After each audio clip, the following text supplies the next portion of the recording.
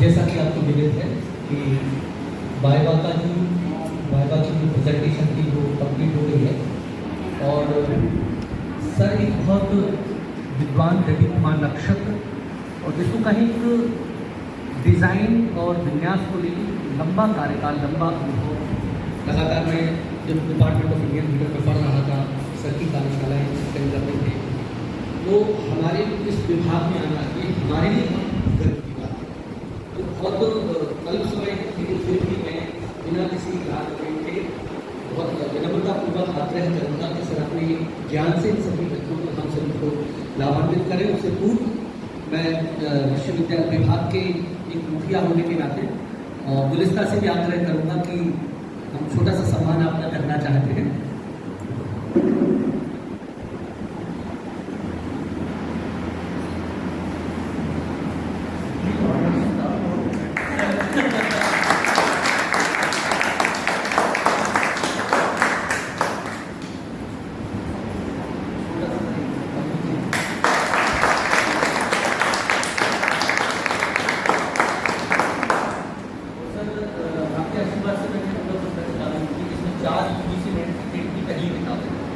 ये विभाग की पत्रिका हम लोगों के स्वयं के खर्चे पर है।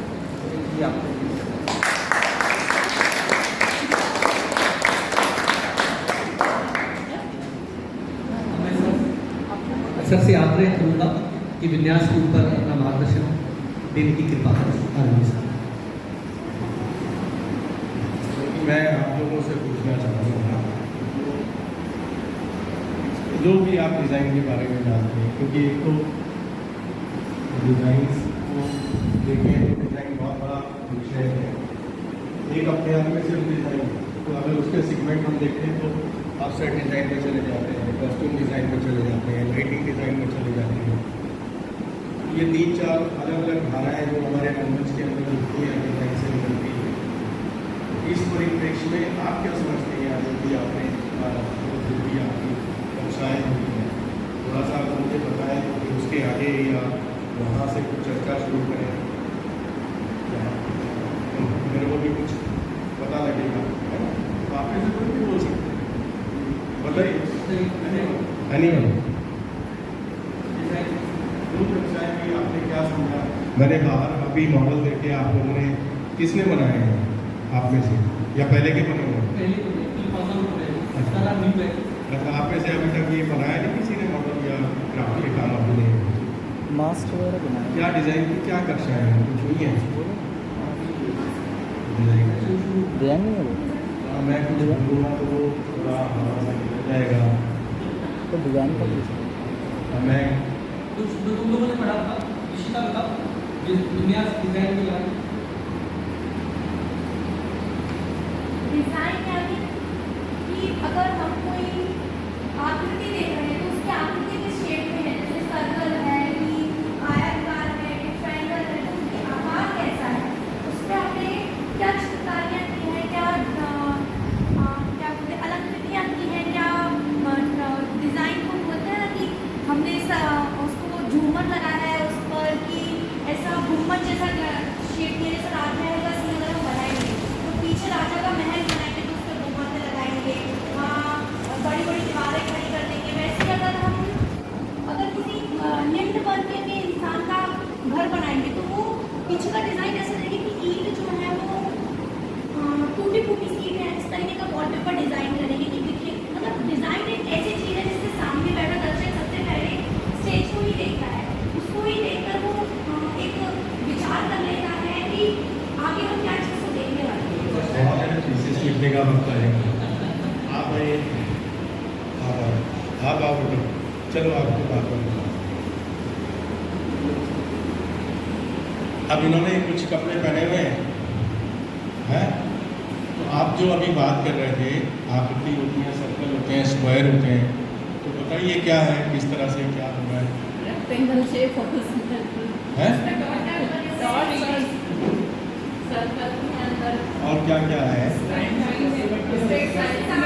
ये डिज़ाइन है क्या? इसमें बताओ, शेप बताओ मेरे को, कहाँ है शेप, कहाँ बन रही है, या सब शेप है? अरे सीधी सामने बना हुआ है भाई। हाँ वही वही रिपीट किया गया है। रेपिटेशन, तो रेपिटेशन जो शब्द है ये डिज़ाइन का एक एलिमेंट है। आप ये देखिए, एक अपने आप में एक यूनिट आप ले लें तो आपको दिख रहा है ये 3 वाला, फिर उसके बाद काली धारी, सफ़ेद धारी, फिर 3 वाला, फिर ये धारी धारी, फिर ये, तो ये क्या अपने आप में होगा? नहीं, रिपीट हो रहा है ना, जो आपने बोला रिपीटेशन, तो आप तो कह रहे हैं यार क्लास भी हुई, आप तो मतलब रिपीटेशन की बात कर रहे हो हैं? पैटर्न कैसे हो गए? पैटर्न में क्या हो रहा है? ये वाला जो पैटर्न है ये आगे दूसरी बार कहीं दिखाई दे रहा है, फिर तीसरी बार दे रहा है, हाँ, वो रेपिटेशन हो रहा है ना। तो कोई भी चीज़ को रिपीट करते हैं तो क्या होगा आपका, वो एक डिज़ाइन क्रिएट होता है। दूसरा उसके बाद कलर का भी रेपिटेशन है, कुछ उसके अंदर दिखाई दे रहा है आपको शेप कैसे बन रही है। एक शेप कौन सी है, अगर हम सिर्फ एक यूनिट को ले लें, एक स्क्वायर को ले लें, तो स्क्वायर सिर्फ एक अपने आप में डिज़ाइन है या उसमें कुछ और एलिमेंट है? जैसे एक स्क्वायर की बात करते हैं, कोई भी ले लो, लाल हो, मेहंदी कलर का, ब्लू कलर का या येलो कलर का, कोई भी एक ले लो, बताओ। तो अपने आप में कई रंगों के हैं और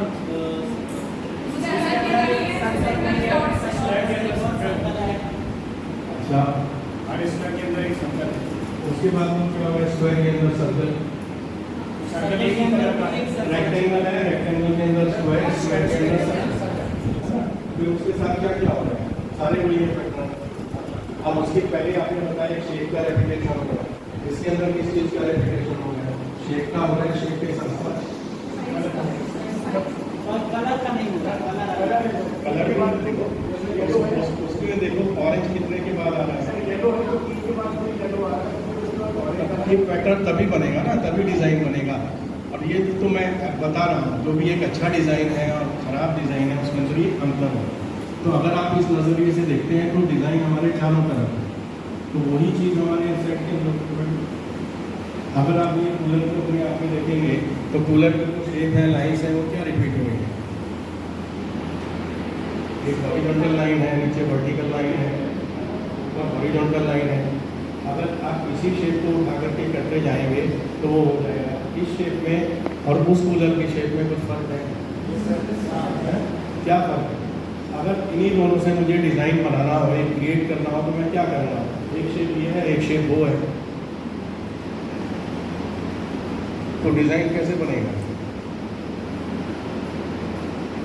अरे अभी तो आप जवाब दे रहे थे, पहले ये वाली शेप आएगी, उसके बाद वो वाली शेप आएगी, फिर ये वाली शेप आएगी, फिर वो वाली शेप आएगी, है ना, तब भी एक डिज़ाइन बन जाएगा। अगर आप खाली इस शेप को रखेंगे और इस शेप को उल्टा कर देंगे, फिर सीधा कर देंगे, फिर उल्टा कर देंगे, तो क्या होगा, एक डिज़ाइन बनता चला जाएगा। इसके अंदर अगर आप रंग जोड़ देंगे, एक नीला हो गया, फिर लाल हो गया, फिर नीला हो गया, फिर लाल हो गया, तो उसका एक सिस्टम होगा ना।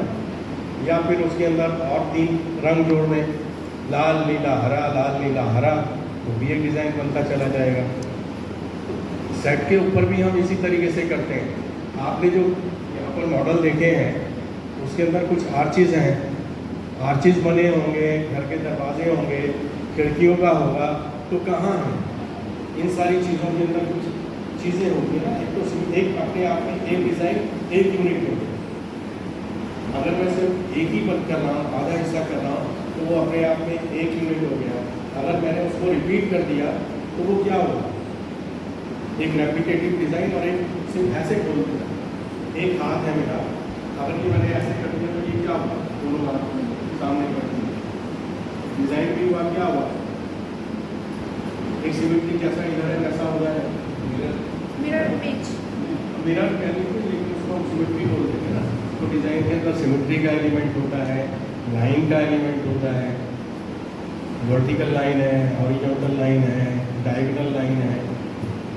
ये समय के अनुसार नहीं, ये हमारे नेचर में है बेटे। और ये सिर्फ ये डिज़ाइन की चीज़ें नहीं है, ये अभिनय के अंदर भी होता है। अभिनय के अंदर भी अगर आप चले तो बुढ़ापे के अंदर किस लाइन पे आपके एक्टर की बॉडी होगी, और जवानी के अंदर कोई अमिताभ बच्चन जैसा खड़ा होगा तो उसकी क्या लाइन होगी जब वो खड़ा होगा, और जब शोक सभा में बैठा होगा तो क्या बॉडी लैंग्वेज होगी। तो वो हमारे एलिमेंट ही हैं लाइंस की, लेकिन हम कहाँ किस तरीके से हम उसको इस्तेमाल करते हैं, तो आसपास से हम चीज़ें ढूंढते हैं, तो ये सब एलिमेंट है। दूसरा हम टेक्सचर की बात करते हैं, राजा के घर जाते हैं तो राजा को देखते हुए हमें कौन से टेक्सचर याद आते हैं, कोई रेशमी कपड़े होंगे, सिल्की का, वो टाट की बोरी तो पहनेगा नहीं। तो अगर कहीं मैं टाट की बोरी या इस तरह के टेक्सचर की इस्तेमाल करता हूँ या जो मिट्टी वाला सतह है, तो किस तरह की चीज़ की मेरे को ध्यान आता है, मिट्टी का टेक्सचर है, गोबर से लिपा हुआ, वो पूरा थोड़ा उसकी आर्थिक स्थिति, अगर वही चकाचक मार्बल के टाइल्स हैं तो क्या हाँ, चॉइस तो अपनी है ना भाई। हमारे पास बहुत सारा बजट है, कोई बहुत बड़ा प्रोड्यूसर उसको कर रहा है, उसने कहा जी एक सेट बनाना है, उसके अंदर ये कफन नाटक करेंगे मुंशी प्रेमचंद का। उसने कहा अच्छा जी सेट का कितना बजट है, तो 40-50 लाख है। तो लगा करके उसने कारपेट बिछा दिया, लगा दिए और उसके ऊपर कफन हो रहा है, बैठे हैं। तो वो तो डिज़ाइन तो है, बहुत अच्छा डिज़ाइन है, तो ये भी एलिमेंट है ना। तो अब डिज़ाइन कैसे होगा, वो कफन के हिसाब से होगा, तो आपका उसका ज़मीन का टेक्सचर या जो झोंपड़ी का टेक्सचर होगा, महल का, संगमरमर का और गोबर की दीवार का, दोनों का अलग होगा। तो ये सारे एलिमेंट हैं, रंग है। रंग हमारे को गुर्बत में कहाँ दिखाई देते हैं, कौन से रंग हमें दिखाई देंगे? रंग बिरंगा जो होगा सावन आया, इंद्रधनुष के रंग किसकी ज़िंदगी में होंगे, किसकी ज़िंदगी में रंग नहीं होंगे, किसकी ज़िंदगी में रंग होंगे, फिर उनको आप कैसे चित्रित करेंगे। तो ये सब डिज़ाइन की ही चीज़ें हैं, और डिज़ाइन सेट में नहीं, लाइट में नहीं, एक्टिंग में नहीं, सब में है। ये नहीं किसी एक का ही हिस्सा है, सब चीज़ों के अंदर है। अभिनय के अंदर भी आएगा, निर्देशन के अंदर भी आएगा। एक आदमी सीधा जा रहा है, एक आदमी टेढ़ा मेढ़ा चल रहा है। संस्कृत नाटक पे आज थीसिस हुई, आपने पढ़े हैं कुछ संस्कृत नाटक? कौन सा पढ़ा? स्वप्नवाद वित्तम है स्वप्नवाद वित्तम स्वप्नवास। उसमें कॉमेडी कैरेक्टर कौन सा है? कोई है जो नायक के साथ रहता है, कुछ करता है? तो चलो हमारे यहाँ जो विदूषक है ना, उसके हाथ में एक डंडा दिया जाता है, टेढ़ा मेढ़ा, एक सीधा डंडा होगा, टेढ़ा मेढ़ा होगा, क्यों होगा? अगर चलो मॉडर्न थिएटर में भी हम जब बात करते हैं ना, आधुनिक रंगमंच के अंदर भी, अगर मुझे एक कैरेक्टर को दिखाना है और वो सीधा ना चल के थोड़ा गिरता पड़ता चल रहा है, कभी इधर जा रहा है, कभी इधर जा रहा है, तो वो क्या कोई दशा को दिखाएगा या नहीं?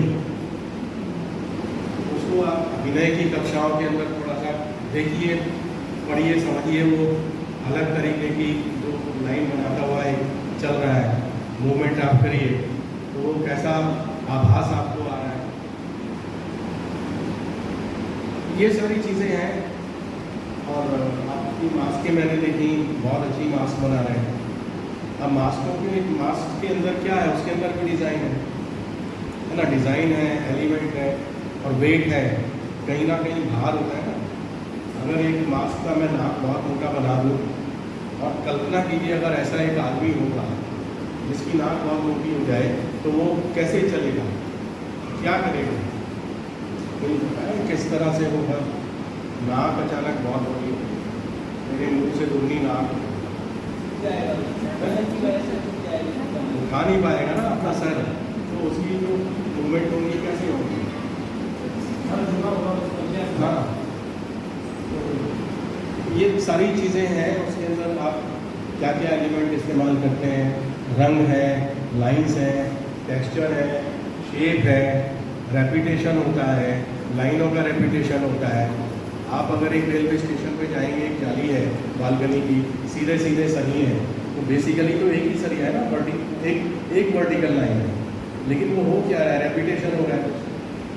अब एक रेपिटेशन अगर मैंने किया 4 इंची पे एक सरिया लगाया, 4 इंची पे एक सरिया लगाया, 4 इंची पे लगाया, हर 4 इंची पे एक सरिया लगाता चला गया, एक डिज़ाइन बन गया।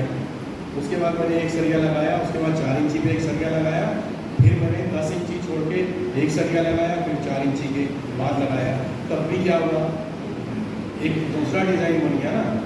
मैंने एक सरिया लगाया, उसके बाद एक डायगोनल सरिया लगाया, फिर एक सीधा सरिया लगाया, फिर छोड़ करके फिर मैंने ये बनाया, फिर एक डायगोनल सरिया, फिर एक सरिया बनाया। क्या हुआ, सरिया तो वही है ना, एक लाइन है, लेकिन उसका जो अरेंजमेंट है, तो ये उसका अरेंजमेंट बहुत ज़रूरी है। हमारे पास जो नाटक है, अगर यहाँ नाटक करेंगे तो नाटक एक जगह आप करेंगे ना, मंच होगा, खाली मंच है, तो खाली मंच को आप किस तरह से, किस पैटर्न से अपने नाटक के हिसाब से उसके अंदर डिज़ाइन क्रिएट करते हैं। तो उसका बहुत सारा लंबा सा इतिहास है।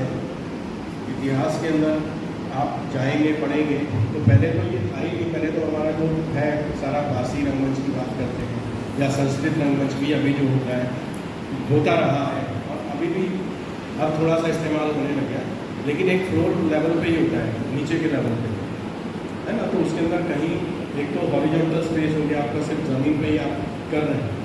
दूसरा ये हुआ कि आपने बहुत सारे प्लेटफॉर्म, सीढ़ियाँ, ये सब एलिमेंट हुए ना। और सीढ़ियों का एलिमेंट भी क्या होगा, रेपिटेशन होगा ना।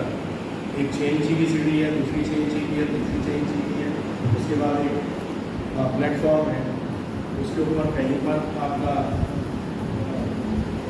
खंभे हैं। उसके अंदर संस्कृत नाटकों के अंदर मध्यवाणी की बात होती है, तो क्या होता है मध्यवाणी,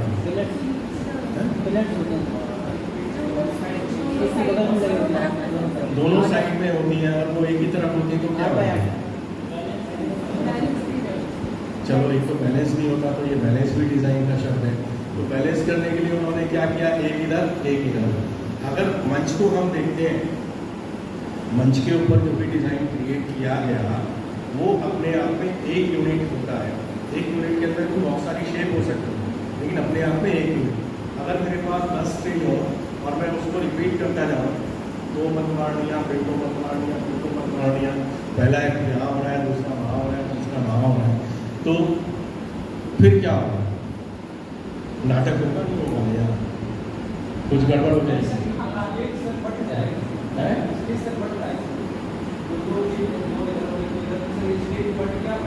नहीं नहीं, पूरे के पूरे स्टेज 3 आ जाए ना, एक स्टेज, उसके बाद दूसरा स्टेज, फिर तीसरा स्टेज, फर्स्ट एक्ट यहाँ, दूसरा वहाँ, तीसरा वहाँ।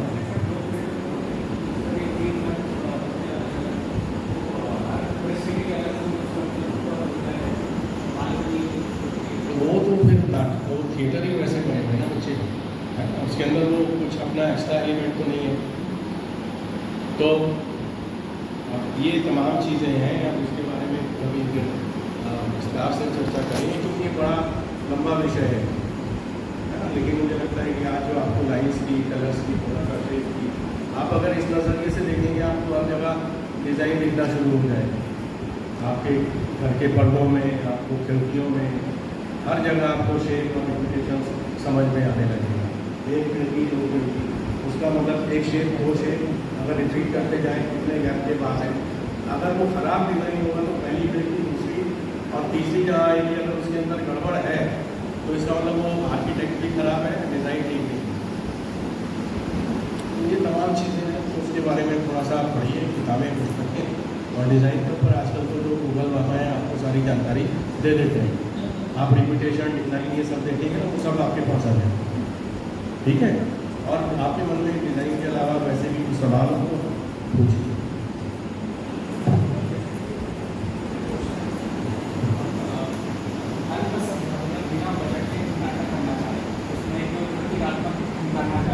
सेट वगैरह कुछ भी ना हो, तो सर मतलब उसको लाइट, कौन सी लाइट हम ऐसे ज़्यादा यूज़ करेंगे उसमें कि बिना कुछ भी ना हो, सिर्फ एक्टर खेलेगा और लाइट जब आप कर रहे हो, बिना किसी साधनों के कर रहे हो, तो लाइट की क्या जरूरत है यार, दिन में करो।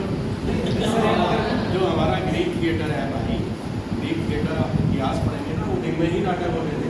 लेकिन सर मैं चाहूँ कि वो लाइट में हो सर, तो उसके लिए कौन सी लाइट डालेंगे? अब ये तो यार अल्लाह दिन का चराग होना चाहिए ना, क्योंकि आप एक तो साधनों की बात कर रहे हो, साधन नहीं है तो नाटक मोहताज थोड़ी है कि लाइट के बिना होगा नहीं। और अगर उसके बिना भी कर रहे हैं तो आप ये कर एक लाइट जला दीजिए, काम दिखना चाहिए। हमारे यहाँ मणिपुर में ऐसी जो लोक शैलियाँ हैं, बहुत सारे नाटक इसी फ्लड लाइट की रोशनी में होते हैं। किसी में भी होता है, तो आपको देखना पड़ेगा कि कौन सी चीज़ कहाँ पर उपयुक्त है। इसलिए आप ग्रीक थिएटर को देखेंगे ना, तो सुबह शाम को ट्रेजेडी क्यों लिखी गई, क्योंकि उसका लाइटिंग से संबंध है थोड़ा सा। शाम को आप उदास फील करते हैं, चिड़िया पक्षी भी जो होते हैं ना वो घर की तरफ लौटते हैं, जल्दी जाने की होती है कि अंधेरे के अंदर मैं खो जाऊँगा, रास्ता भटक जाऊँगा। तो इसी तरह वो नाटक ट्रेजेडी ज़्यादा लिखे गए कि भैया चलो। तो ये सारी चीज़ें जो है वो हमारे को कहीं ना कहीं से मिलती है। तो नाटक है तो उस तरीके से कर लो। आपका किस तरीके का नाटक है, कौन सा नाटक चुनो, रंगशाला के हिसाब से नाटक चुनोगे, ओपन एयर में करोगे, तो वो आपको देखना पड़ेगा। तो ग्रीक थिएटर में जो नाटक लिखे गए वो उस समय को देखते हुए कि हम दिन की रोशनी में करेंगे, आर्टिफिशियल रोशनी नहीं है, ज़्यादा से ज़्यादा होगी तो शाम को में आग मिल जाएगा और जल्दी जल्दी, तो इसलिए वो ट्रेजेडी लिखी गई। कि मंच विन्यास करते समय हमें किन किन चीज़ों का ध्यान रखना चाहिए? जब हम किसी नाटक का सेट बना रहे हैं तो क्या क्या एलिमेंट्स या कौन सी चीज़ होती है जो हमें एक तो मुख्य तौर पर रखनी चाहिए कि हमारे सेट के लिए होनी चाहिए, या किसके क्या चरण होते हैं सेट करने में? थोड़ा सा आगे कर लेंगे। अभी तो ये कि सबसे मुख्य चरण है कि आपके पास नाटक करने के लिए मंच कौन सा है, वो सबसे पहले ध्यान रखना चाहिए, है ना। मंच कौन सा है, यहाँ पर करना है तो यहाँ पर करना है, या कोई श्री राम सेंटर है या कमानी है या छोटा सा कोई स्टूडियो थिएटर है, तो उसको ध्यान में रखना पड़ेगा। तो जब उसको ध्यान में रखेंगे तो अपने आप वहाँ पर डिजाइन आ जाएगा मंच विन्यास में क्या है। मंच विन्यास नहीं से आता नहीं, बल्कि वो नाटक की स्क्रिप्ट में ही होता है, उसी के अंदर नहीं होता है, उसी के अंदर मिल जाता है कि वो अगर आप आषाढ़ की एक्टिंग कर रहे हैं तो किसकी झोपड़ी है, किसका घर है, तो उसका बता दिया ना कि आर्थिक स्तर कितना है उसका अंबिका का, तो अपने आप वो आएगा, हम आपस को नहीं होगा ना। वो सारी चीज़ें तमाम उसमें से मिलती चली जाती हैं।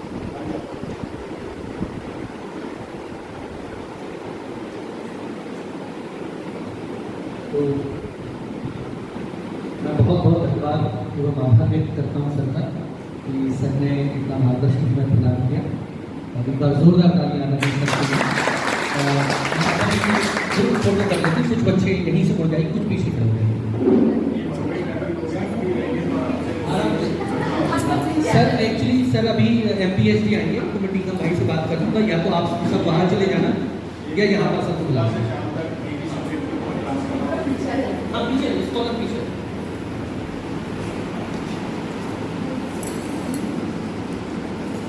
बैक